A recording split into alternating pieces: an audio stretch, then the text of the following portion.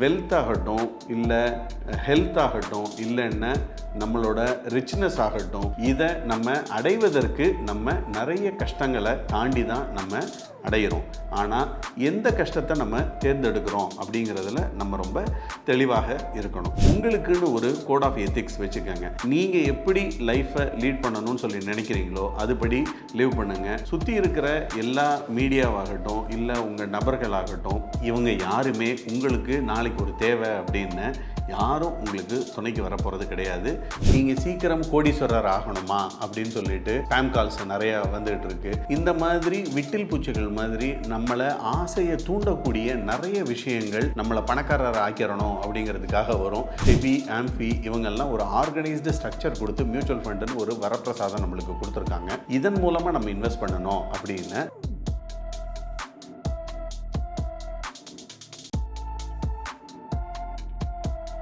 Wealth podcast நேயர்களுக்கு வணக்கம்.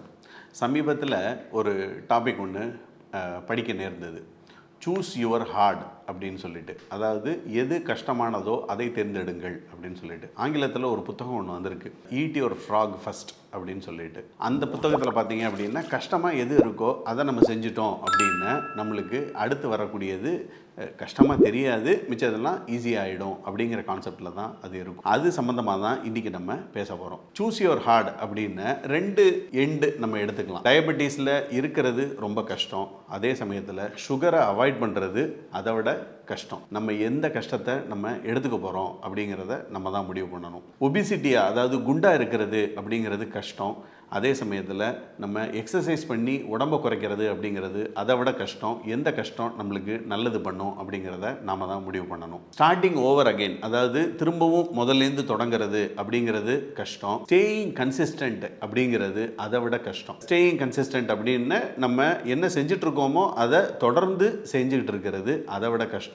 எது ரொம்ப கஷ்டம், எது நம்மளுக்கு நல்லது அப்படிங்கிறத நாம் தான் முடிவு பண்ணணும். லோனுக்கு இஎம்ஐ கட்டுறது கஷ்டம், ஃப்யூச்சருக்காக சேவ் பண்ணுறது அதை விட கஷ்டம். எது நம்மளுக்கு நீண்ட காலத்தில் அதிகமான வளத்தை தரும் அப்படிங்கிறது நம்ம தான் முடிவு பண்ணணும். வெல்த் ஆகட்டும், இல்லை ஹெல்த் ஆகட்டும், இல்லைன்னா நம்மளோட ரிச்னஸ் ஆகட்டும், இதை நம்ம அடைவதற்கு நம்ம நிறைய கஷ்டங்களை தாண்டி தான் நம்ம அடையிறோம்.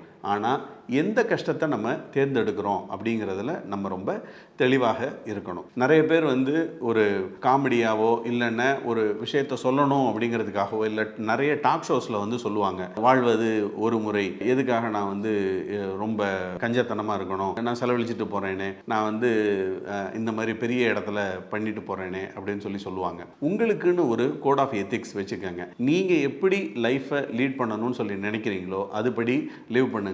சுற்றி இருக்கிற எல்லா மீடியாவாகட்டும், இல்லை உங்கள் நபர்களாகட்டும், இவங்க யாருமே உங்களுக்கு நாளைக்கு ஒரு தேவை அப்படின்னு யாரும் உங்களுக்கு துணைக்கு வர போகிறது கிடையாது, நீங்கள் சேமித்து வைத்த பணத்தை தவிர.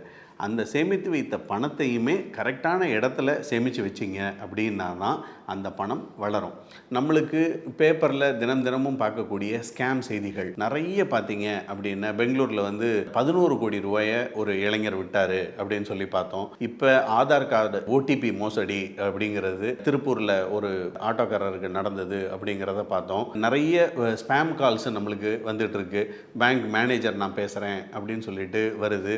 நீங்கள் சீக்கிரம் கோடீஸ்வரர் ஆகணுமா அப்படின்னு சொல்லிட்டு ஸ்பாம் கால்ஸ் நிறைய வந்துகிட்டு இருக்கு. இந்த மாதிரி விட்டில் பூச்சிகள் மாதிரி நம்மளை ஆசையை தூண்டக்கூடிய நிறைய விஷயங்கள் நம்மளை பணக்காரர் ஆக்கிறணும் அப்படிங்கிறதுக்காக வரும்.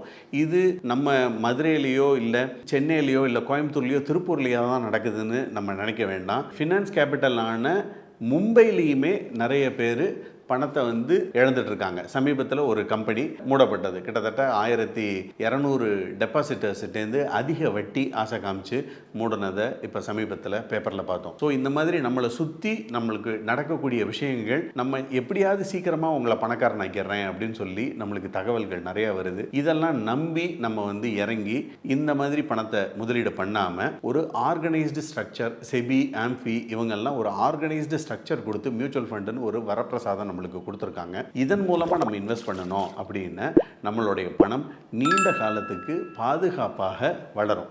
ஏற்ற இறக்கங்கள் எதுவாக இருந்தாலும் ஒரு நீண்ட காலத்தை பார்க்கும்போது நம்மளுக்கு நல்ல லாபம் அது தரும். Traditional investments, bank, post office, இல்லை இன்சூரன்ஸு, இது மாதிரி இருக்கிற ட்ரெடிஷ்னல் இன்வெஸ்ட்மெண்ட்ஸை விட மியூச்சுவல் ஃபண்டில் அதிகமான லாபம் கிடைச்சிருக்கு அப்படிங்கிறது ஹிஸ்டாரிக்கல் ரெக்கார்டு இருக்குது. கடந்த 45 வருடங்களோட ரெக்கார்டை நம்ம எடுத்து பார்த்தோம் அப்படின்னா 15% மார்க்கெட்டே ரிட்டர்ன் வந்து கொடுத்துருக்கு அப்படிங்கிறத நம்ம பார்க்குறோம். ஸோ எல்லாரும் அதை கான்சென்ட்ரேட் பண்ணுறது எதை அப்படின்னு பார்த்தீங்கன்னா, மார்க்கெட்டு இன்னைக்கு கீழே விழுந்துருச்சு, 6 லட்சம் கோடி இன்வெஸ்டர்ஸ் மணி வைப்ட் ஆஃப் அப்படின்னு சொல்லிட்டு அன்னைக்கு ஒரு நியூஸாக, ஃப்ளாஷ் நியூஸாக போட்டுட்டு மறந்துடுறாங்க. மறுநாள் மார்க்கெட்டு திரும்ப மேலே ஏறும்போது திருப்பி அதே 6 லட்சம் கோடி வந்துருச்சுன்னு சொல்லி யாரும் நம்மளுக்கு நியூஸை சொல்ல மாட்டாங்க. அவங்கவுங்களுக்கு என்ன தேவையோ அதை தான் அவங்க சொல்லுவாங்க. நமக்கு என்ன தேவையோ அதை நாம தான் தேர்ந்தெடுத்து பார்த்துக்கணும். முதலீடு அப்படின்னு சொல்லி வரும்பொழுது நிறைய பேர் முடிவுகளை எடுக்கிறதுல ப்ரோகாஸ்டினேட் பண்ணுவாங்க. உதாரணத்துக்கு ஒரு சின்ன கதை மூலமாக இதை விளக்கலான்னு பார்க்குறேன். 2 நபர்கள் வந்து மீன் பிடிக்கணும் அப்படின்னு சொல்லிட்டு ஒரு குளத்துக்கு போகிறாங்க. ஒரு நபர் என்ன பார்த்துட்டாரு அப்படின்னா, ஃபஸ்ட்டு நபர் இந்த மீன் பிடிக்கிறது எப்படின்னு எனக்கு தெரியாது, அதனால நான் மீன் பிடிக்கிறது எப்படின்னு நான் போய் கற்றுக்கிட்டு வரேன் அப்படின்னு சொல்லிட்டு அவர் போயிட்டார். 2வது நபர் என்ன பண்ணுறாரு, மீன் பிடிக்க வரும் பொழுது முதல் நாள் ஒரு இடத்துல உட்காந்து தூண்டில் போடுறாரு, அவருக்கு மீன் கிடைக்கல. 2வது நாள் தூண்டிலில் நான் ஏதோ மிஸ்டேக் பண்ணியிருக்கேன் போல இருக்கு அப்படின்னு சொல்லிட்டு புழுவை மாத்துறாரு, அப்போவும் மீன் கிடைக்கல. 3வது நாள் அந்த இழுக்கிற நரம்பில் அவர் நான் ஏதோ மிஸ்டேக் பண்ணியிருக்கேன்னு சொல்லி மாத்துறாரு. 4வது நாள் அவர் நான் குச்சியை இன்னும் கொஞ்சம் லாங்கராக போடணும், இன்னும் நீளமாக போடணும் அப்படின்னு சொல்லிட்டு குச்சியை மாத்துறாரு.